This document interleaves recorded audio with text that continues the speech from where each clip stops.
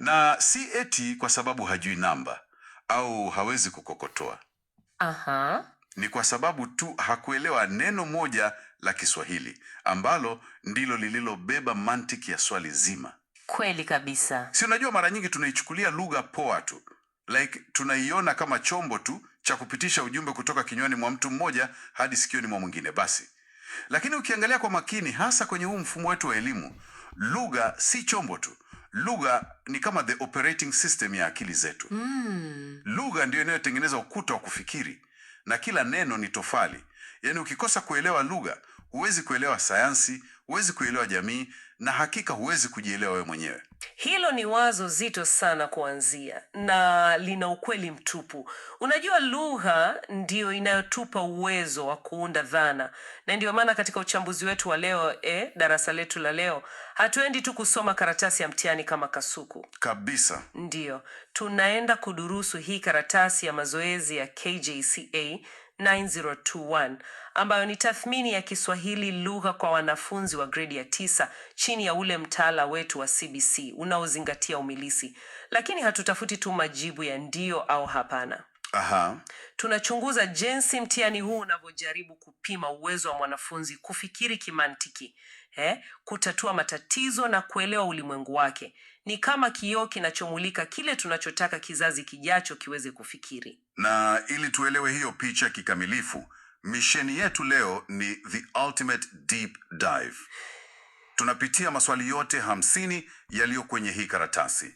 Kuanzia swali la kwanza hadi la 50, hatua kwa hatua, bila kuruka hata moja. Hapo sawa. Lakini tutayajadili kwa kuyahusianisha na maisha yetu ya kila siku. Tutaona jinsi sarufi kavu inavyogeuka kuwa falsafa ya maisha. So basi tuingie uwanjani. Tuingie. Sehemu ya kwanza ya mtihani huu inaanza na kifungu cha ufahamu kinachogusa mada nyeti sana, yani usawa wa kijinsia.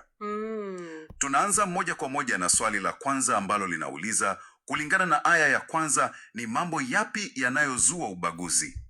Jibu sahihi ambalo wanafunzi walitakiwa kutoa ni mitazamo hasi kuhusu jinsia fulani. Sasa hebu tuchambue hili. Je, lugha inawezaje kutengeneza ubaguzi huu tunaouona? Hilo ni swali zuri sana. Unajua, kifungu hiki kinatufundisha kwamba ubaguzi hauanzi na vitendo vya kikatili barabarani. Aha. Unaanza akilini. Unaanza na yale tunayoyaita kasumba au mitazamo iliyoganda akilini. Hizo the stereotypes. Ukisema mathalan wasichana hawawezi masomo ya sayansi, umetumia lugha kuunda ukuta usioonekana. Kwa hivyo swali la kwanza linataka mwanafunzi atambue kiini cha ubaguzi ambacho ni ile mitazamo hasi. Yaani fikra potovu ambazo jamii imejijengea kuhusu kile ambacho mwanaume au mwanamke anaweza au hawezi kufanya. I see. Inafurahisha jinsi ufahamu huo unavyotuandaa kwa swali la pili. Swali la pili linauliza, kifungu kinaashiria kuwa mafanikio ya mfanyakazi yanategemea nini? Na jibu ni maarifa na umilisi alionao kazini. Ndiyo. Hili linanifurahisha sana kwa sababu linagonga ndipo. Sio jinsia yako inayoendesha mtambo kiwandani, ni ubongo wako na mikono yako. Lakini neno umilisi ni zito hapa. Kwa nini walitumia maarifa na umilisi na si tu kujua kazi? Hapa ndipo tunapoingia katika kiini cha mfumo wa elimu wa sasa. Unajua, kuwa na maarifa ni kuwa na taarifa kichwani tu. Unaweza kusoma kitabu na kujua jinsi gari linavyofanya kazi. Yeah. Lakini umilisi, ambalo ndilo jibu letu hapa, ni uwezo wa kiutendaji. Ni kuchukua yale maarifa na kuweza kuyatumia kutatua tatizo halisi hata kama hujawahi kukutana nalo awali. Kifungu kinatuambia kuwa kazini hatutazami wewe ni mwanamke au mwanaume. Tunatazama kama unaweza kutumia maarifa yako kwa umilisi mkuu. Competence basically. Exactly, competence. Na hilo linatupeleka moja kwa moja kwenye swali la tatu ambalo linaangazia uongozi. Swali la tatu linauliza madhara yanayotokana na asilimia ndogo ya wanawake katika siasa. Na jibu ambalo linatolewa ni sera zinazoundwa huendeleza ukandamizaji wao. Hapa nina mtazamo kidogo. Hebu sema. Inaonekana kifungu hiki kinajaribu kuwafundisha wanafunzi kuhusu uwakilishi. Kama haupo kwenye chumba ambacho sheria zinatungwa, sheria hizo haziwezi kukulinda, sivyo? Umesema ukweli mtupu. Ni kanuni asili ya uongozi. Sera ni sheria au miongozo inayoendesha nchi. Ikiwa meza ya watoa maamuzi imejaa jinsia moja tu, wataunda sera zinazolinda maslahi na kutatua changamoto wanazozielewa wao. Kweli. Hawatafanya hivyo kwa nia mbaya kila wakati, bali ni kwa sababu hawawezi kuhisi maumivu ya jinsia nyingine. Kwa hivyo jibu kuwa sera zitaendeleza ukandamizaji wao linafundisha wanafunzi umuhimu wa sauti za kila mtu kusikika katika uundaji wa taifa letu. Wow. Nikiangalia swali la 4 linaonekana kutoa suluhisho kwa haya matatizo yote. Kifungu kinatoa pendekezo gani ili kuleta usawa? Jibu linasema jamii iheshimu na kuthamini kila mwanadamu. Hili linaonekana kama jibu rahisi sana, labda jepesi mno kwa mtihani. Kwa nini si jibu gumu la kisera au kisheria? Kwa sababu sheria zote za nchi haziwezi kufanya kazi ikiwa msingi wa kimaadili haupo. Heshima ni msingi wa haki. Ukimheshimu na kumthamini kila mwanadamu bila kujali jinsia yake, hutamnyima nafasi ya kazi, hutamkandamiza kisiasa na hutaunda sera zinazomuumiza. Kwa hivyo ufahamu huu kupitia swali hili unalenga kupanda mbegu ya ubinadamu ndani ya mwanafunzi kabla hata hajahitimu kwenda kazini. Picha kubwa inaendelea kujengeka hapa. Sasa tuangalie lile neno lenyewe ambalo tumeanza kulijadili awali kwenye swali la 5. Swali inataka kujua neno umilisi kama lilivyotumika katika kifungu lina maana gani. Jibu letu ni uwezo au stadi ya kutenda jambo. Umeelezea tofauti kati ya maarifa na umilisi vizuri sana. Lakini kwa mwanafunzi anayesikiliza, ni vipi tunaweza kufanya tofauti hii kwame akilini mwake milele? Chukulia mfano wa mpishi. Maarifa ni kujua kwamba keki inahitaji unga, sukari na mayai. Aha. Umilisi ni kuingia jikoni, kuchanganya viungo hivyo kwa viwango sahihi na kuoka keki tamu inayoweza kuliwa na watu wakafurahia hata kama jiko lina moto mwingi kuliko kawaida. Yani the practical application. Exactly. Umilisi ni stadi inayoishi. Hili ndilo jibu sahihi. Mtihani hautaki tu ukariri, unataka ujua kwa uwezo wa kutenda ndo kila kitu. Mlinganisho wa keki umeniingia vizuri sana. Ndio maana tunafunga kifungu hiki na swali la 6. Chagua kichwa mwafaka zaidi cha kifungu hiki. Chaguo sahihi ni kukuza usawa wa kijinsia. Lakini hebu niwe mkaidi kidogo. Sawa. Mbona kichwa isiwe masomo ya sayansi na kazi ilhali yamejadiliwa kwenye ile aya ya kwanza? Hapa ndipo tunapojifunza stadi ya kuchuja taarifa kwenye ufahamu. Kanuni ya kuchagua kichwa cha habari ni lazima kitumike kama mwavuli unaofunika kila kitu kilichojadiliwa ndani. Oh, the umbrella concept. Ndiyo, umbrella concept. Aya ya kwanza inazungumzia sayansi, aya ya pili inazungumzia siasa, aya ya 3 uongozi. Hizi ni idara ndogo ndogo tu. Nini kinaziunganisha idara hizi zote? Kile kinachounganisha yote ni wazo la kukuza usawa wa kijinsia. Ukichagua sayansi pekee, unamwacha mwanasiasa nje. Na kichwa cha habari hakipaswi kumbagua yoyote katika kifungu. Kanuni ya mwavuli. Safi sana. Sasa tunahamia ulimwengu tofauti kabisa. Kutoka kwenye uhalisia wa jamii ya kisasa wa masuala ya jinsia, tunaingia kwenye ulimwengu wa wanyama na fasihi simulizi katika kifungu cha 2. Hapa tuna kisa cha ngamia na fisi. Kisa kizuri sana hiki. Hadithi yenyewe ni kwamba ngamia alikwenda kwa fisi kununua nyungu au tuseme chungu cha kubebea maji safarini. Fisi ambaye kama kawaida yake ni mjanja akamuuzia nyungu yenye kasoro, akamwambia, "Bwana, mali inaponunuliwa hairudishwi." Ngamia akaondoka zake bila kuikagua. Alipofika safarini, nyungu ikamganda mgongoni, ikawa nundu anayoibeba mpaka leo. Mskini ngamia. So hadithi hii inatupeleka kwenye swali la 7 ambalo linauliza aina ya kipekee cha hadithi hii. Na jibu ambalo mtihani unalitaka ni kisasili. Hapa na kukabili mtaalamu. Tuna wanyama wanaoambatana na kuzungumza, yani ngamia na fisi. Kila ninapojua mimi kwenye fasihi hadithi za wanyama ni hurafa. Mbona jibu hapa liwe kisasili? Ninakubaliana na mshtuko wako kabisa. Ni kweli kuwa ukiona wanyama wakizungumza na kutenda kama binadamu, fikra ya kwanza huwa ni hurafa. Na lengo la hurafa huwa ni kutoa funzo la kimaadili. Lakini katika uainishaji wa fasihi simulizi, kuna kundi linaitwa kisasili. Visasili ni zile etiological tales. Aha. Tumia wanyama Ikiwa lengo lake kuu na hitimisho lake ni kueleza chimbuko au asili ya umbo la mnyama au tabia fulani, basi ubora wake unaiegemeza upande wa kisasili. Inajibu vile swali la kwa nini kiko hivi. Aha. Yaani kama wahenga hawakuwa na darubini au maabara za sayansi, walitumia kisasili kama nadharia yao ya kisayansi kuelezea maumbile ya ulimwengu. Inashangaza sana jinsi binadamu amekuwa na kiu ya kutafuta majibu tangu enzi na enzi. Hili linatupeleka kwenye swali la 8. Ngamia alifanya kosa gani kabla ya kuanza safari? Jibu hapa linasema hakukagua ubora wa nyungu alionunua. Hadithi hii ya zamani sana inanikumbusha sheria za sasa za manunuzi ya mtandaoni, buyer beware. Hakika. Na ndio maana fasihi simulizi haiwezi kuchuja na kupitwa na wakati. Zama za kale, kwenye masoko ya kubadilishana bidhaa, kulikuwa na tahadhari: usinunue maji mtungini kabla hujayachungulia. Fisi alimwekea ngamia sheria mapema, akisema mali haiwezi kurudishwa. Kosa la ngamia linaonyesha uvivu wa kiakili na uzembe, tabia ambazo zinagharimu mpaka leo hii watu wengi wanapoweka saini kwenye mikataba asiyoisoa. Mwanafunzi hapa anafundishwa kuwa mwangalifu na kila hatua anayoipiga. Kabisa. Unahitaji macho angavu. Swali la 9 linaangazia msamiati wa kifungu. Maana ya kukata kiu kulingana na kifungu ni ipi? Jibu letu ni kunywa maji ili kuondoa hamu ya kunywa. Huwa navutiwa sana na jinsi lugha ya Kiswahili inavyochukua vitenzi vya vitendo vya nguvu kama kukata na kuvitumia kwenye hisia. Unakataje kiu ili hali haina mwili? Huo ni utajiri wa lugha. Tunatumia vitendo vinavyoonekana kama vile kukata kamba au kukata mti kuelezea jambo ambalo unalimaliza ghafla. Kiu ni hisia inayosumbua, inakukaba kooni. Kweli kabisa. Sasa unapokunywa maji, unavunja au kukata ule mlolongo wa mateso hayo ya kimwili papo hapo.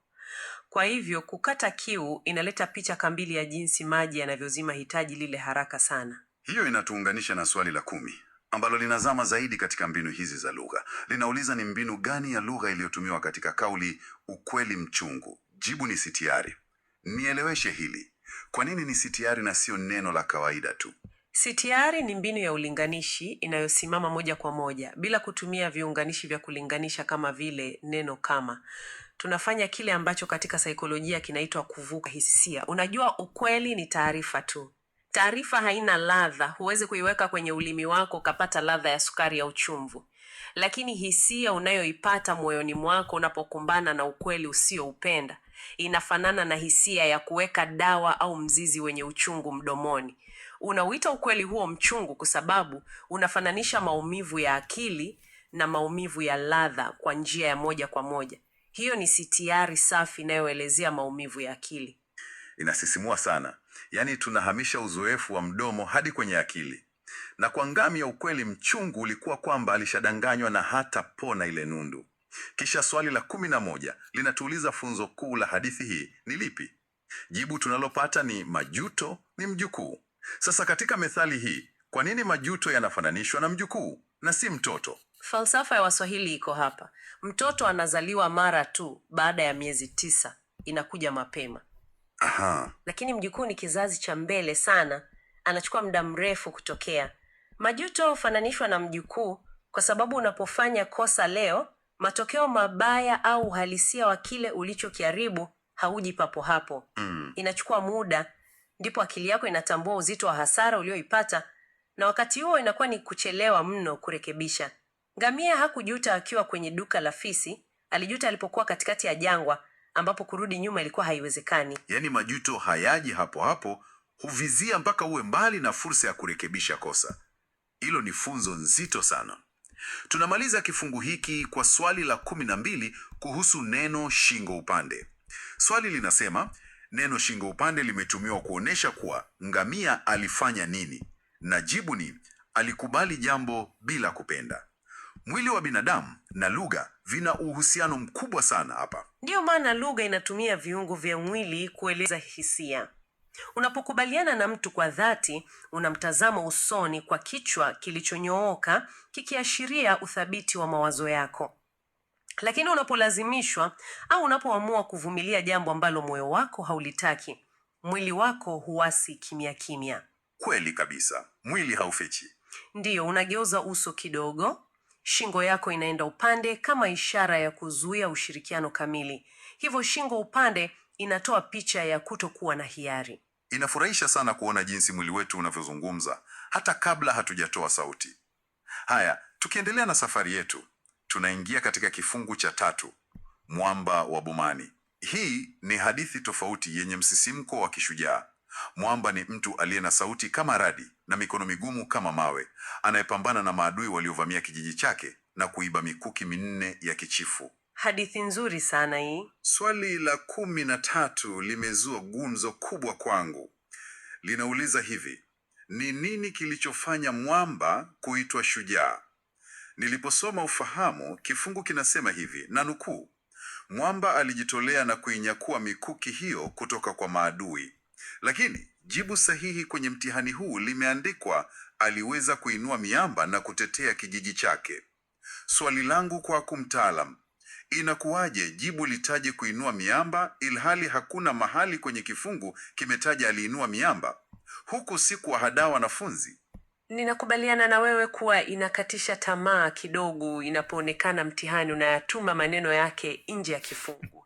Lakini hapa ndipo mwanafunzi anapaswa kujifunza stadi inayoitwa kuondoa visivyowezekana au deductive reasoning. Pima uzito wa majibu. Okay, eleza kidogo. Hebu tuyaangalie yale majibu mengine. Je, alikuwa na sauti ya upole? Hapana, kifungu kinasema sauti ya radi.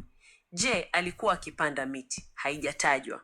Sasa tunajibu linalosema aliweza kuinua miamba na kutetea kijiji chake.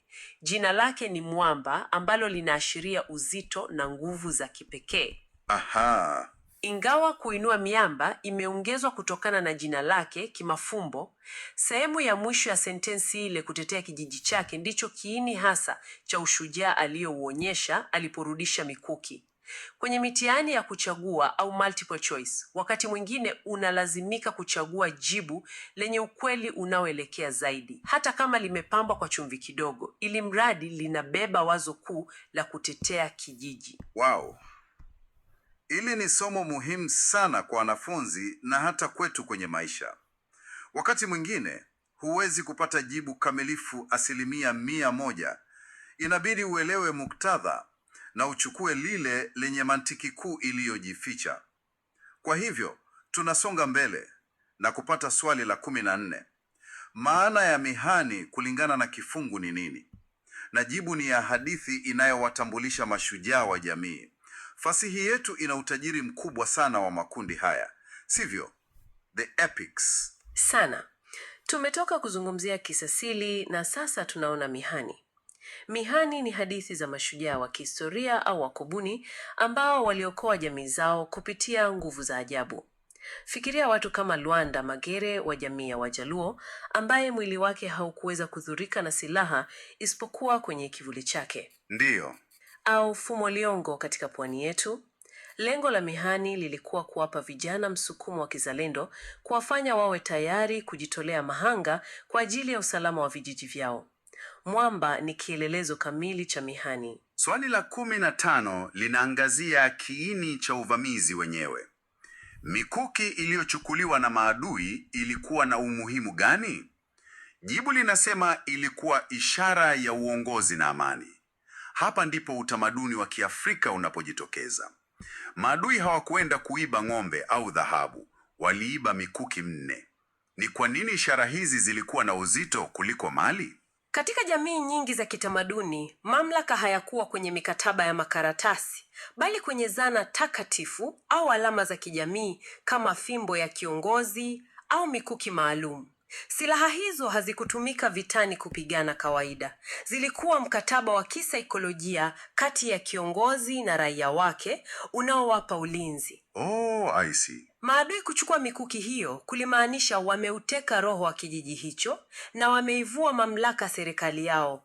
Kuirudisha ilikuwa ni kurudisha amani na heshima ya taifa lao. Hiyo inatupa picha ya jinsi mwamba alivyokuwa muhimu. Hali hii inatupeleka kwenye swali la 16 ambalo linaangazia mbinu ya lugha tena. Tashbihi imara kama simba inaweza kutumiwa kumwelezea mwamba kwa sababu. Jibu letu ni alionyesha ushujaa na nguvu nyingi. Tulizungumzia sitiari ambayo ililinganisha bila neno kama. Hapa tuna kama, kwa hivyo ni tashbihi, lakini kwa nini kila mara twatumia simba katika lugha yetu badala ya mnyama mwingine? Unajua, fasihi inaelekezwa na mazingira yanayotuzunguka. Jamii za Kiafrika zimekuwa karibu sana na wanyamapori. Katika mtazamo wa kisaikolojia, simba amepewa hadhi ya mfalme kutokana na mgurumo wake, muonekano wake unaotisha na nguvu zake anapokwenda kuwinda. Ndiyo, anajiamini sana. Kwa hivyo sifa hizo zimewekwa kwenye hazina yetu ya lugha kama kipimo cha mwisho cha ushujaa. Tunapomfananisha mwamba na simba kwa kutumia neno kama, tunataka akili ya msikilizaji iunde picha ya nguvu zisizotetereka ili ihisi uzito wa kile mwamba alichokifanya. Na kama shukrani kwa nguvu hizo, tunafikia swali la 17 linalomalizia kifungu hiki. Ni jambo gani linalofanywa na jamii ili kumkumbuka shujaa huyu? Jibu ni kujenga mnara kwa heshima yake. Inatufundisha nini kuhusu binadamu wetu? Kuwa kila tunachokifanya tunataka kiache alama fulani ya kudumu, hata kwenye mawe. Ubinadamu una hofu kuu moja. Hofu ya kusahaulika. Kujenga mnara si tu kwa ajili ya mwamba ambaye ameshafariki, bali ni kwa ajili ya vizazi vijavyo. Mnara ni hadithi iliyoganda, inaosimulia matendo makuu ya jana ili alipe taifa la leo nguvu ya kusonga mbele. Maneno mazito hayo, hadithi iliyoganda. Sasa tunabadili mwelekeo wetu. Tunaacha fasihi simulizi na ngano za mashujaa na tunaingia kwenye ulimwengu wa kisasa, ulimwengu wa hisabati na biashara ndani ya mtihani wa lugha. Karibu CBC sasa. Ndiyo, katika sehemu inayofuata ya kusoma data kuanzia swali la 18, tunapewa jedwali linaloonyesha mradi wa wanafunzi wa kuuza mboga za kiasili mtandaoni. Hili ni jambo linalosisitizwa na CBC kwa ajili ya vitendo. Jedwali lina wiki 4. Swali la 18 linauliza tu wiki ipi wanafunzi walipata mapato ya juu zaidi. Ukiangalia safu ya mapato, jibu ni wazi kabisa.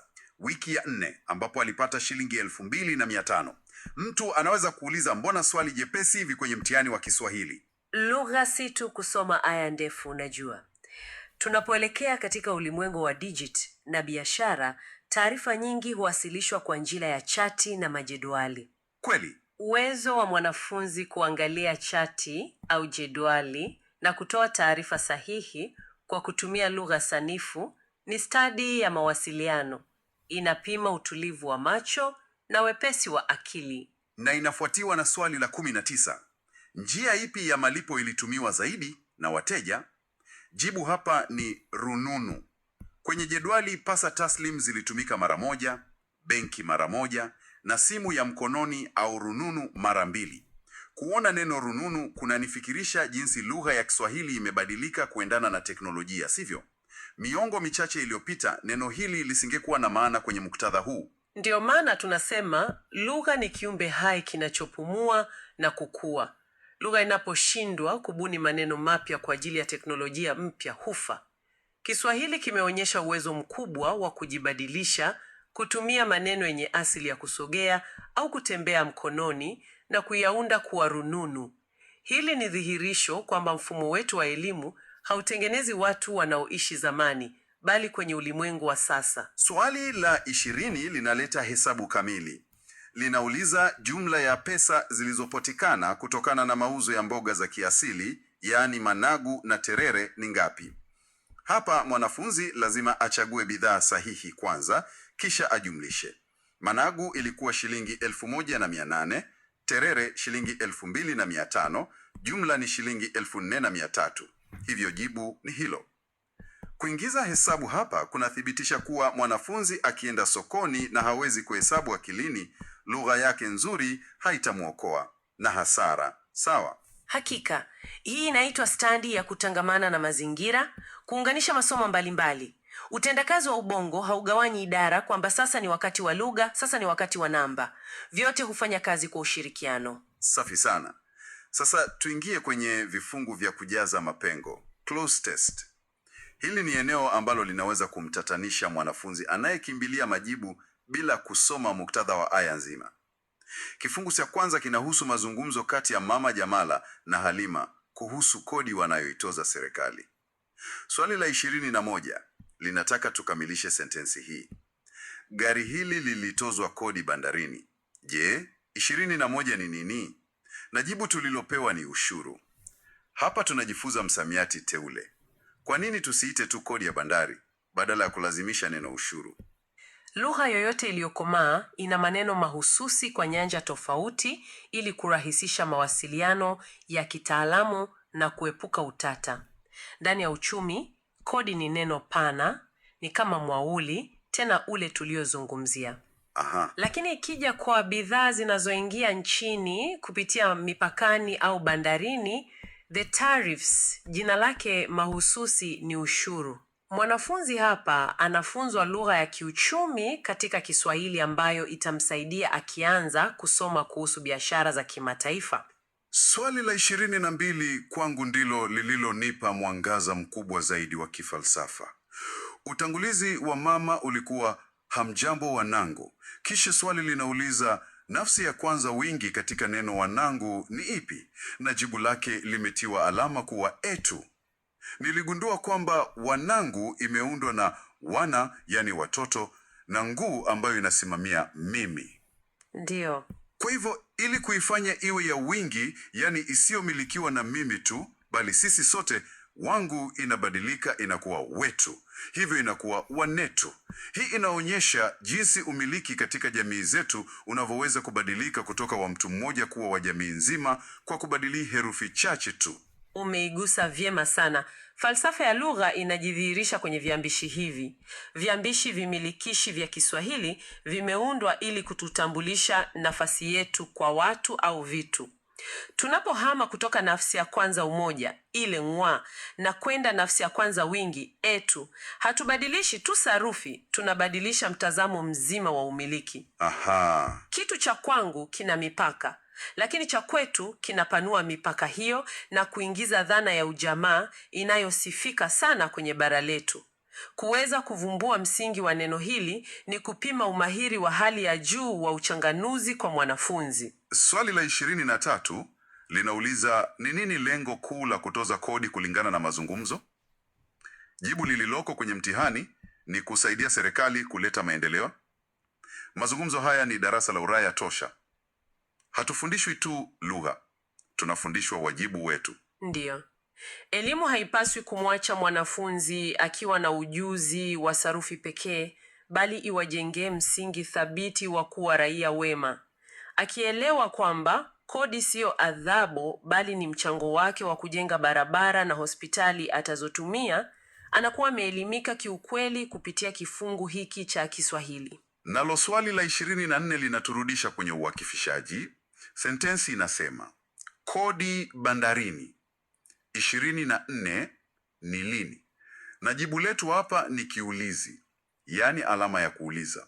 Pamoja na kwamba tunaelewa hii inaashiria swali, kwa nini uwakifishaji unazingatiwa kiasi hiki mpaka kutiliwa swali kamili mtihanini? Kwa sababu bila uwakifishaji, lugha inakosa hisia na sauti inapokuwa kwenye karatasi. Alama ya kiulizi haituambii tu kwamba jambo limeulizwa, inatuelekeza jinsi ya kupandisha sauti yetu na kubadilisha sauti pindi tunaposoma. Kweli. Uwakifishaji ndio ramani inayoongoza hisia za msomaji, ndiyo inayoipa maandishi uhai unaokaribiana na mazungumzo ya ana kwa ana. Na tunahitimisha kifungu hiki kwa methali kwenye swali la 25. Mama anasema kodi inatumika vizuri kujenga barabara.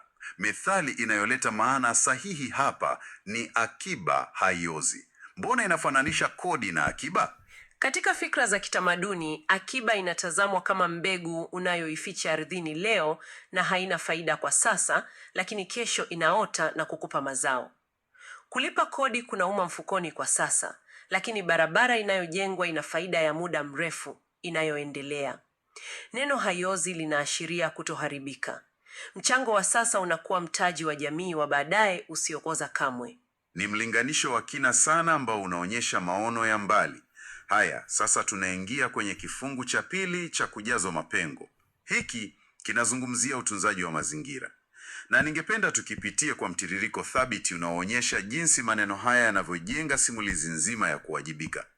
Tunaanzia swali la 26 ambalo linasema, usafi wa mazingira ni muhimu sana kwa afya ya 26, na jibu lake ni umma. Kwa nini iwe afya ya umma na si ya binadamu? Neno umma halirejelei tu uwepo wa binadamu, bali linaashiria jamii yote kwa ujumla wake, inayotegemeana ikiwemo miundombinu inayoizunguka. Afya ya umma, public health, inajumuisha jinsi sote kama mfumo mmoja tunavyoishi salama kutokana na mazingira yaliyotuzunguka. Na ndilo neno mwafaka linalotumika kitaalam kuelezea hali hiyo. Sawa kabisa. Swali la 27 linaendelea, tunapaswa 27 takataka kwenye pipa. Jibu ni kuzitupa. Kitenzi hiki ni cha moja kwa moja kwa sababu hakuna shughuli nyingine sahihi ya kufanyia takataka kwenye pipa zaidi ya kuzitupa humo ili zisitapakae. Kisha swali la 28 linatueleza sababu ya kufanya hivyo ili kuzuia maenezi ya 28 kama vile kipindupindu. Jibu letu hapo ni maradhi. Neno hili lina uzito gani ukilinganisha na magonjwa? Ingawa maneno hayo ni visawe, neno maradhi mara nyingi hubeba uzito mkubwa zaidi wa kimfumo na kihistoria katika mwitikio wetu wa kiakili. Linaleta picha ya kitu kinachosambaa na kudhuru kwa kasi, jambo ambalo ni sifa kuu ya kipindupindu. Swali la 29 ni gumu na lina nahau ndani yake. Ni wajibu wa kila mmoja wetu kufanya kazi 29 na serikali. Jibu ni bega kwa bega. Unajua, nilikuwa nikiwaza mlinganisho mzuri ni ule wa kuvuta juya. Pwani wavuvi wanapovuta wavu mkubwa wa samaki, wote huvuta pamoja, akiachilia mmoja, samaki wote wanaweza kupotea. Ushirikiano huu wa bega kwa bega ni uwakilishi wa dhana gani kwenye jamii? Mlinganisho wako wa kuvuta juya ni bora sana. Bega kwa bega kunamaanisha ukaribu usiokuwa na nafasi ya kuruhusu ufa. Kama mabega yanagusana, hakuna anayeweza kujitenga. Ni ishara ya nguvu ya ushirika na kuwa na mwelekeo mmoja katika kupambana na adui mmoja ambaye hapa ni uchafu wa mazingira. Unapaswa kumwonya. Jibu hapa ni anachafua. Hapa kuna wajibu unaotolewa kwamba ulinzi wa mazingira ni jukumu la kila mtu kuonya wale wanaoasi. Kisha swali la 31 linathibitisha wajibu huu kwa msemo maarufu. 31 ni bora kuliko tiba. Jibu ni kinga. Kwa nini fikra ya kukinga imejikita sana katika lugha yetu kuliko fikra ya kutibu? Prevention is better than cure. Kwa sababu katika historia yetu ya kimatibabu na kiuchumi, matibabu mara nyingi yamekuwa yakigharimu rasilimali nyingi zaidi kuliko kuzuia tatizo. Kwa hivyo, hekima iliyoingizwa kwenye lugha yetu inafundisha kuwa busara kuu ni kuzuia janga kabla halijazaliwa. Swali la 32 linaendeleza suluhisho la kuzuia hilo janga. Tunapopanda 32, hewa inakuwa safi. Jibu letu hapa ni miti. Inatulazimu kuelewa ulinganifu wa mazingira. Lakini swali la 33 ndipo kunapokuja mtego mkali wa kisarufi. Mtego upi huo? Sentensi inasema, je, wewe 33 nini leo ili kudumisha usafi? Jibu linaonyesha ni umetenda. Kwa nini lisiwe ulitenda? Mbona kile kiambishi cha me ni muhimu sana hapa na si li? Ili ni swali ambalo linaonyesha jinsi fikra zetu za muda zinavyoundwa na Kiswahili. Lugha ya Kiswahili ina uwezo wa kutenganisha wakati kwa ukaribu wake na tukio. Neno leo linaashiria kwamba siku bado inaendelea na athari za tukio hilo zipo hai hivi sasa. Okay. Ikiwa unatumia kiambishi li kama ulitenda, unakivuta kitendo hicho kwenye wakati uliopita kabisa, labda jana au juzi, ambao hauna uhusiano wa moja kwa moja na sasa hivi. Lakini ukitumia me, yani wakati uliopo kamilifu, unakaza hisia kuwa jambo limefanyika muda mfupi uliopita ndani ya siku hii na matokeo yake bado yako mikononi mwako. Hiyo ndio nguvu ya njeo. Falsafa ya muda katika lugha ni mada ya kusisimua kweli. Tukienda kwenye swali la 34, inasema kila mwanajamii anafaa 34 na wenzake. Jibu linalostahili ni kushirikiana. Inaturudisha kwenye dhana ya kuvuta lile juu ya letu kwa pamoja. Na hatimaye tunafunga kifungu hiki kizima na swali la 35 ambalo linamalizia kwa ushauri. Kwani umoja ni 35? Jibu letu ni nguvu, msemo mzito unaosisitiza umuhimu wa ushirikiano. Inafurahisha kuona kifungu kinachojaza mapengo kinavyoweza kufuma maadili ya utunzaji mazingira, uzalendo na ushirikiano ndani ya sarufi. Hakika, hayo si mapengo tu ya maneno, ni mapengo ya kimaadili yanayojazwa ili kumkambilisha mwanafunzi. Na sasa, hebu tuvue nguo za ufahamu na tuingie kwenye kilindi chenye kina kirefu sana cha mtihani huu. Sehemu hii inaitwa sarufi kavu. Hapa ndo penyewe sasa. Hapa ndipo tunapofunua utumbo wa lugha yenyewe, kuangalia mashine na injini jinsi zinavyofanya kazi nyuma ya pazia la maneno. Swali la 36 linafungua pazia. Linauliza neno uadilifu ni nomino ya aina gani? Majibu tunayopewa ni ya kawaida, makundi au dhahania. Na jibu sahihi ni nomino ya dhahania. Mtaalam, maneno dhahania, the abstract nouns, ni nini haswa kwenye akili ya mwanadamu? Ili kuelewa hili, lazima tutambue kuwa akili zetu zinaweza kugawanya ulimwengu katika sehemu mbili. Sehemu ya kwanza ni ule ulimwengu wa mambo tunayoweza kuyagusa kwa mikono yetu, kuyaona, kuyasikia, kuyanusa au kuyaonja, kama kitabu, maji au sauti. Hizo ni nomino zinazoshikika. Ndiyo. Sehemu ya pili ni ulimwengu wa mambo ambayo yanapatikana kwenye fikra tu, ambayo huwezi kuyaweka kwenye mzani ukapima uzito wake. Uadilifu ni tabia ya kutenda haki na kufuata maadili. Huwezi kunishika mkono ukasema huyu hapa ni uadilifu anatembea. Kweli. Kwa sababu unaisika tu kwenye fikra na matendo. Lugha inaiweka katika kundi la dhahania. Ni uwezo wa binadamu wa kutengeneza maneno kwa ajili ya vitu visivyoonekana. Hii ndio inaonesha ukomavu wa juu kabisa wa kufikiri. Inashangaza sana jinsi tunaweza kuunda majina ya vitu visivyokuwepo kwenye ulimwengu wa nyama na damu. Tunaendelea na swali la 37 ambalo linauliza ni sentensi ipi iliyo katika hali ya masharti. Jibu sahihi lililotolewa ni ukisoma kwa bidii utafaulu. Wakati ninasoma majibu mengine, kuna jibu linasema Juma alikuwa akila chakula. Mbona hiyo haina masharti ili hali ina kiambishi hicho hicho cha ki? Je, lugha inatuchanganya makusudi hapa? Lugha haituchanganyi bali inaweka mizigo tofauti kwa mnyama mmoja. Kiambishi ki katika Kiswahili kina kazi mbili kuu, zinazotofautiana kabisa. Kazi ya kwanza ni kuonyesha muendelezo wa tendo, yaani jambo linaendelea kufanyika. Katika alikuwa akila, neno ki linafanya kama kamera inayonasa jambo wakati linafanyika mfululizo. Okay. Kazi ya pili ambayo swali linailenga ni kujenga masharti.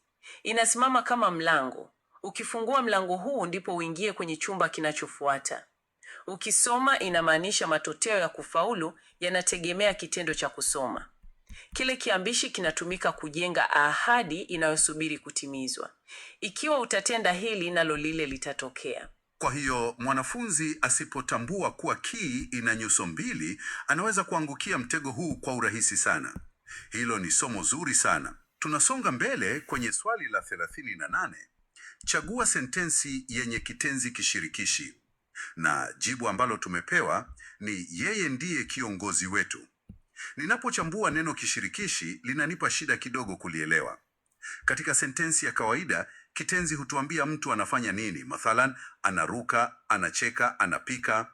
Lakini hapa neno ni ndiye. Ana ndiye vipi? Hilo ni swali la msingi sana ambalo linagusa moyo wa muundo wa sentensi. Si kila sentensi lazima iwe na kitendo cha nguvu za kimwili. Wakati mwingine tunataka tu kuunganisha kitu kimoja na sifa yake au hadhi yake. Aha. Kutoka kwa huyo mtu hadi kwenye cheo chake, bila kuonyesha kitendo chochote. Daraja hilo ndilo linaitwa kitenzi kishirikishi, the copular verbs.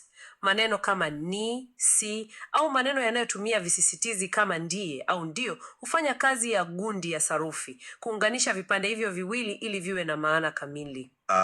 Gundi ya sarufi.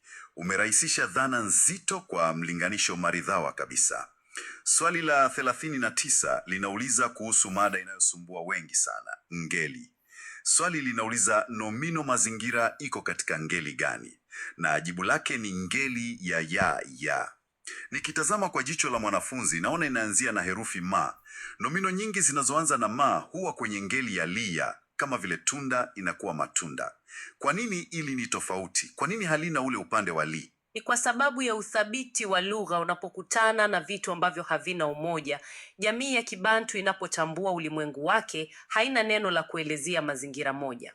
Mazingira ni mkusanyiko mpana wa miti, hewa, ardhi na maji unaotuzunguka wakati wote.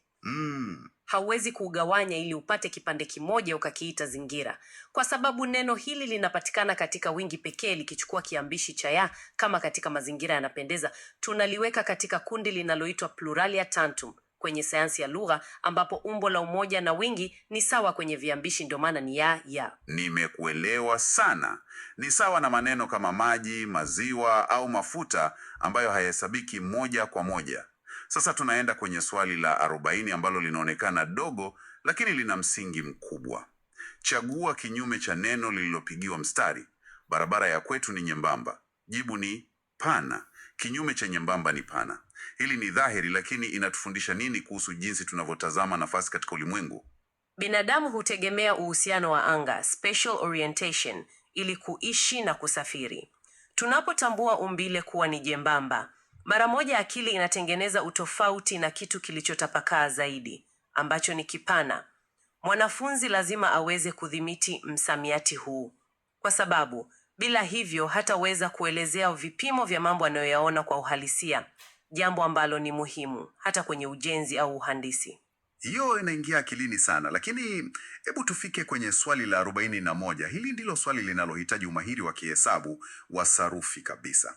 Swali linauliza ukanusho wa sentensi ningekuwa na pesa ningelinunua gari. Ni upi? Jibu sahihi limetolewa kama nisingekuwa na pesa nisingelinunua gari. Hapa kuna viambishi vya masharti nge na ngeli. Kwa nini havibadiliki katika hali ya kukanusha na badala yake vinaongeza tu si? Kuna utaratibu gani hapa? Hapa ndipo sarufi yetu inapofanya kazi kama kanuni kamili ya hisabati. Unapokuwa na sharti linalotumia nge, inamaanisha ni jambo linalowezekana kutokea lakini halijatokea bado. Ukitumia ngeli au ngali, inamaanisha jambo hilo limeshapita na haliwezi kutendeka tena, ni majuto. Aha, okay. Sasa unapofanya ukanusho, sheria kali inaamuru kwamba lazima udumishe ile hisia ya wakati ule ule. Ili kuondoa kitendo, unaingiza kiambishi hasi si kabla ya sharti hilo. Kwa hivyo, ningekuwa inapata si katikati na kuwa nisingekuwa. Hisia inabaki kuwa ile ile ya masharti, isipokuwa tu sasa tunasema nini kisingetokea. Ni ujenzi wenye mantiki thabiti usioyumbishwa. Unapoeleza namna hiyo, inaonekana Kiswahili kina muundo wa kimantiki uliopangwa vizuri ajabu. Kisha swali la 42 linatujaribu kwa upatanisho wa kisarufi. Kamilisha, viti vyote vimevunjika. Jibu lake ni vi. Hivyo inakuwa viti vyote vimevunjika. Huu ni msingi wa ngeli ya kivi sivyo. Kila mwanzo wa neno unaamuru mwisho utakuwaje kwenye sentensi hiyo. Kwa kweli, ni kama sauti inayoakisiwa kwenye kuta za pango. Ukisema viti, ukuta wa sentensi unarudisha mwangwi wa vi.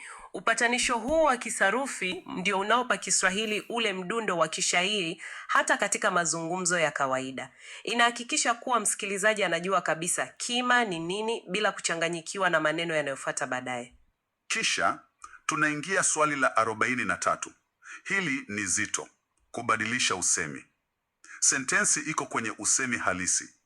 Nitasoma novela kesho, Fatuma alisema. Swali linatutaka tuweke kwenye usemi wa taarifa, the reported speech.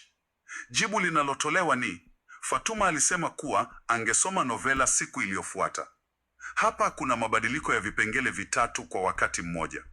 Nafsi imebadilika, njeo ya wakati imebadilika, na kielezi cha wakati pia kimebadilika.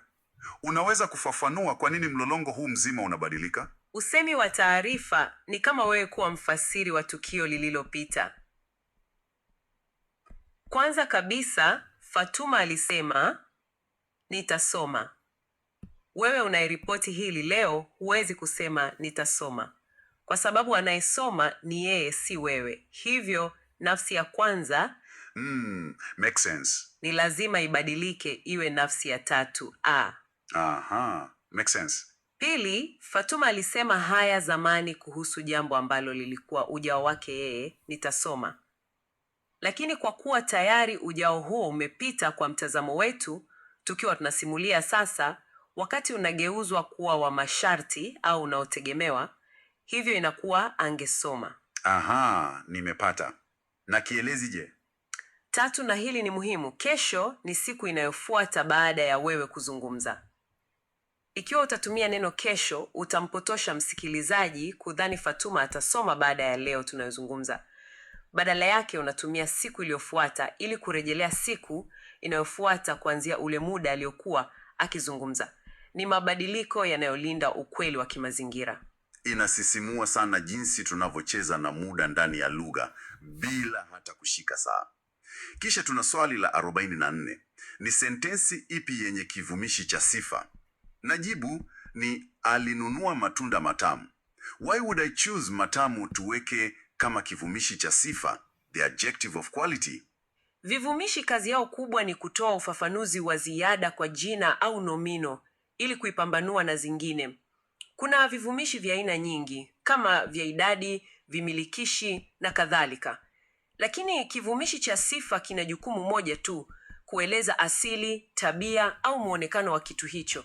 Matamu inatueleza asili ya ladha ya yale matunda aliyonunua, ikitenganisha na matunda mabichi au machungu.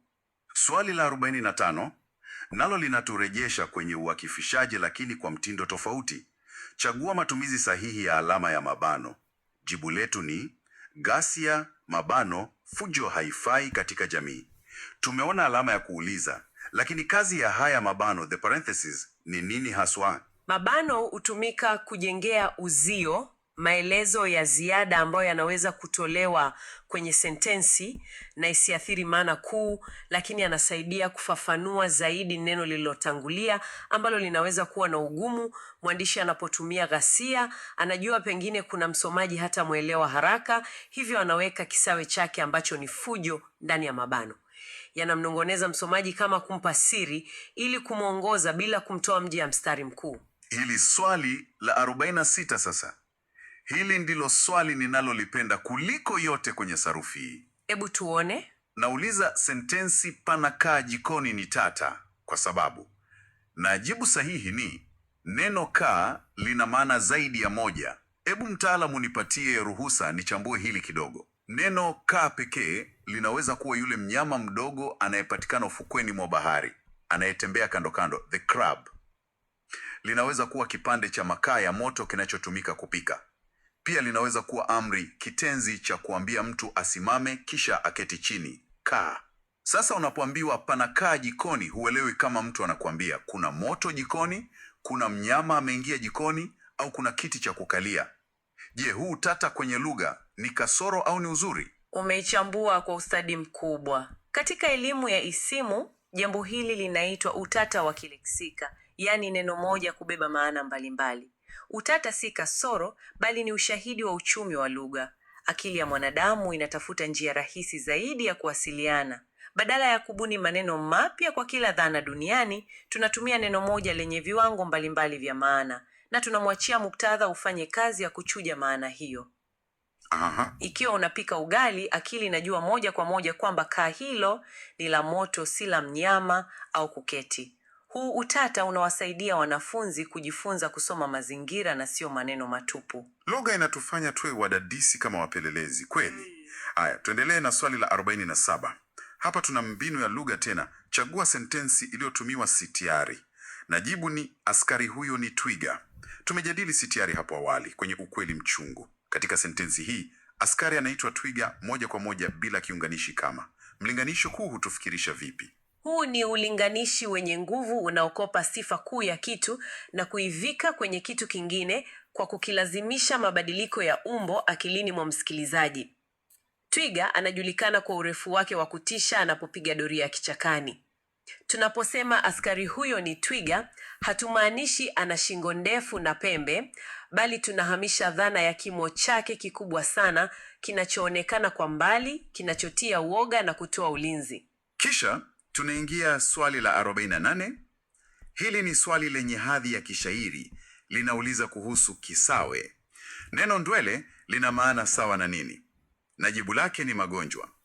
Ninaweza kutabiri kubwa ya wanafunzi wanaweza kupata shida hapa kama hawasomi vitabu vya zamani. Neno hili lina asili gani? Neno ndwele ni msamiati mkongwe unaopatikana sana katika ushairi wa kale wa Kiswahili na tenzi za kimapokeo.